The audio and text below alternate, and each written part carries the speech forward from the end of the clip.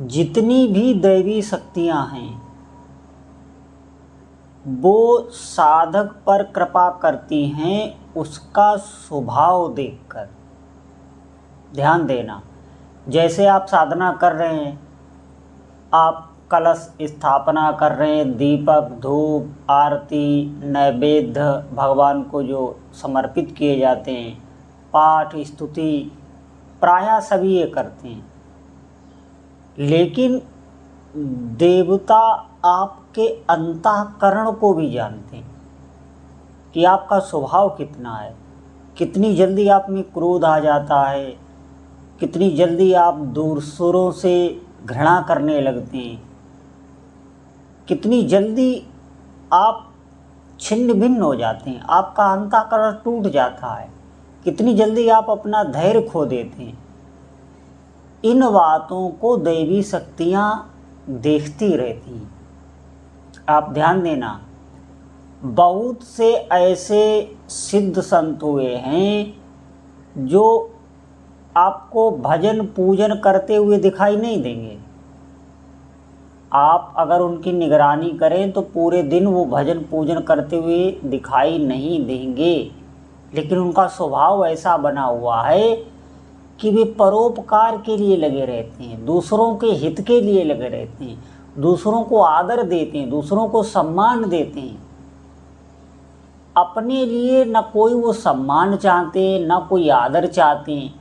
अपने जीने के लिए उनके जीवन में कुछ भी नहीं रहता, सिर्फ परोपकार के लिए रत रहते हैं। दूसरों की भावनाओं को ठेस ना पहुँचे ऐसे कार्यों को करते रहते हैं, दूसरों को प्रसन्न करने के लिए जीते रहते हैं, बहुत भावुक हृदय के। और उन पर सभी दैवी शक्तियाँ उनकी ओर आकर्षित होती। वो वाणी से जो भी बोल देते हैं वैसा ही हो जाता है। आप ध्यान देना। और दूसरी तरफ आप देखेंगे बहुत कर्मकांड करते हैं, बहुत स्तुतियाँ पाठ स्तोत्र बहुत कुछ करते हैं। कई आपने सुना भी होगा, कई ऐसे भी पंथ हैं, साधक ऐसे भी हैं। मैं किसी की निंदा नहीं कर रहा हूँ, लेकिन मैं आपको एक प्रस्तुति दे रहा हूँ कि आप खुद चिंतन करके समझें। बहुत ऐसे भी हैं, तांत्रिक साधनाएं बताएंगे ये करो, ये आपके घर में ये दोष हो गया है और ये पितृ दोष हो गया है, ये हो गया है, ये उपाय करो वो उपाय करो। और इसी में बहुत से लोग लगे रहते हैं, लेकिन फिर भी ना तो उनके जीवन के दुख दूर होते हैं, ना तो उनको कभी ऐसा लगता है कि कोई दैवी शक्ति हम पे कृपा कर रही है। उन्हें सिर्फ नकारात्मक सोच उनकी बन जाती है, जबकि वो उपायों सुबह से लेकर शाम तक उपाय ही सुनते रहते हैं और उपाय ही करते रहते हैं। फिर भी उनके जीवन में ना कोई शांति है, ना कोई दैवी कृपा उन्हें महसूस हो रही है। इसका कारण आप समझिए, दैवी शक्ति प्रसन्न नहीं हो रही है, इसका मतलब है बहुत से अवगुण ऐसे हमारे भीतर हैं जिनको हम नहीं जान पा रहे हैं, लेकिन वो दैवी शक्तियाँ जान रही हैं। इसीलिए आप कोई भी साधना करने लग जाएं, कोई तंत्र योग की, देखिए हमारा कहने का मतलब सिर्फ एक ही रहता है, आप अपने समय को व्यर्थ ना कीजिए, नहीं तो आपका धन भी व्यर्थ होगा। मैं आपको सच बता रहा हूँ, आपका धन भी व्यर्थ होगा और समय भी व्यर्थ में जाएगा। आपके जब तक चित्त की शुद्धि नहीं होती, जब तक अंतःकरण आपका निर्मल नहीं होता, भगवती नहीं होता, आप एक ऐसे पात्र नहीं बनते, तब तक दैवी कृपा ठहर नहीं सकती आपके पास। ध्यान देना, लक्ष्मी माता ऐसे साधक का अपने हाथ वर्ण कर लेती हैं जो सत्य पर चलता है, जिसका आचरण शुद्ध है, जिसके आचरण में कोई त्रुटि नहीं है, सदाचार से जो जीवन जी रहा है, सत्य से जीवन जी रहा है, स्वतः माता की कृपा ऐसे साधक पर हो जाती। ये भी साधनाएं होती हैं कि हम अपना जीवन ठीक से जिएं, हम झूठ का आश्रय ना लें, हम दूसरों की भावनाओं को समझें, हम किसी से ईर्ष्या ना करने लगें। आपने देखा होगा बहुत से लोग ऐसे भी होते हैं जो भक्त तो अपने को दिखाते हैं कि बहुत ऊंचे किस्म के भक्त हैं, लेकिन अगर उनकी श्रेणी के किसी साधक को वो आगे निकलते देखते हैं तो उन्हें ईर्ष्या हो जाती, भीतर से घृणा होने लगती है। दैवी शक्तियाँ ऐसे व्यक्तियों पर कृपा इसलिए नहीं करती हैं कि उन्हें डर होता है कि मैंने अगर इन्हें कोई शक्ति या सिद्धि दी तो ये निश्चित ही अपने अहंकार में दूसरे का अहित कर जाएंगे और उस शक्ति का दुरुपयोग हो जाएगा। ये बात वो शक्तियाँ पहले ही समझती रहती। हमारी इस बात पर ध्यान दें आप और चिंतन करें। ये बातें बहुत कम ही बताती हैं, वो भ्रमित करने वाली बातें बताते रहते हैं, ये करो वो करो। आपका जब तक स्वभाव नहीं बदलेगा, आपका जब तक चित्त की शुद्धिकरण नहीं होगा, तब तक काम बनने वाला नहीं होता है। और चित्त की शुद्धि सिर्फ और सिर्फ भगवान नाम जप से ही होता है। थोड़ा समय जरूर इसमें लग जाता है, लेकिन आपका अंतःकरण एक ऐसी स्थिति प्राप्त करने लगता है, हमारी बात पर विश्वास करना, कि जहाँ पर कोई भी साधना करके आप नहीं पहुँच सकते। आपका अज्ञान नष्ट होने लगता है। बहुत प्रकार के हमारे मस्तिष्क में ऐसे अज्ञान बने रहते हैं, कोई भय नहीं फिर भी भयभीत हैं। जीवन में आगे वाले संकट को सोच सोच के भयभीत हैं, पीछे जो बीत गया उसको सोच सोच कर भयभीत हैं। साधना नहीं कर रहे, किस लिए? कि वो कहते हैं कि अधिक भक्ति करेंगे तो दुख मिलने लगेगा। ये सब अज्ञान की एक धारा होती है।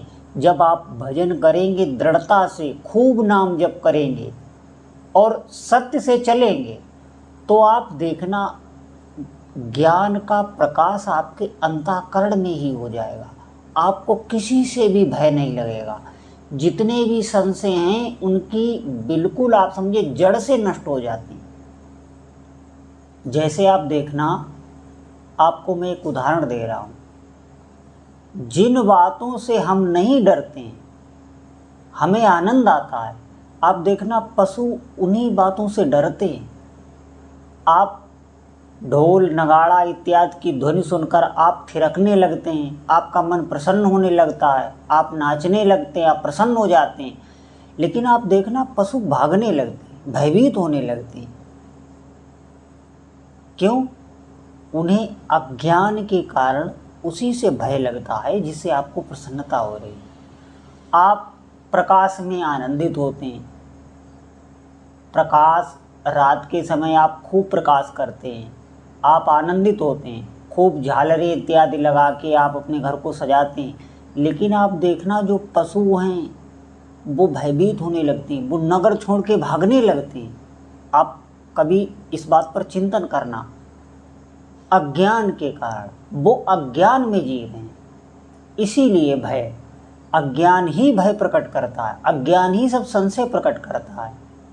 जैसे आप किसी कक्ष में जाएं, आप किसी कमरे में जाएं और वहाँ बिल्कुल अंधेरा हो, आप उसके भीतर प्रवेश करिए तो आप देखना आपको डर लगेगा। क्यों? क्योंकि आपको कुछ दिखाई नहीं दे रहा। आप सोच रहे हैं यहाँ कोई वस्तु उठाएंगे, कहीं बिच्छू होगा, कहीं सांप होगा, कहीं मुझे डस ना ले। आपका भय दूर नहीं होगा जब तक उस कक्ष में प्रकाश नहीं हो जाएगा। तब तक आप देखना आप बिल्कुल भयभीत रहेंगे। प्रकाश हो जाने पर आपको दिखने लगता है कौन सी वस्तु कहाँ पर रखी हुई है। वो भय एक अंधकार का, एक अज्ञान का बना हुआ था। इसी प्रकार हमारे जीवन में अभी मोह रूपी अंधकार से जो अज्ञान आ गया है वही हमारी बुद्धि को विचलित करता रहता है, भजन में दृढ़ता नहीं आने देता। जबकि मैं आपको बता रहा हूँ मनुष्य जीवन सिर्फ और सिर्फ भजन के लिए मिलता है। ये जो हमें इंद्रियाँ मिली हैं ये भजन में, भगवान की भक्ति में ये तृप्त होती हैं, इनमें इसमें शक्ति बढ़ती है। यही इंद्रियां, मैं आपको सच बता रहा हूँ, इन्हीं इंद्रियों को शक्ति मिलने लगती है, यही इंद्रियां दिव्य होने लगती हैं, फिर साकार रूप से उसी ईश्वर का ये दर्शन कर पाती हैं। ये भोगों के लिए नहीं है। आप देखना, भोगों में जलन होती है हमें, हम कोई भी अच्छे से अच्छा भोग भोगें, लेकिन बाद में हमें घृणा होती है, हे बुद्धि आ जाती है।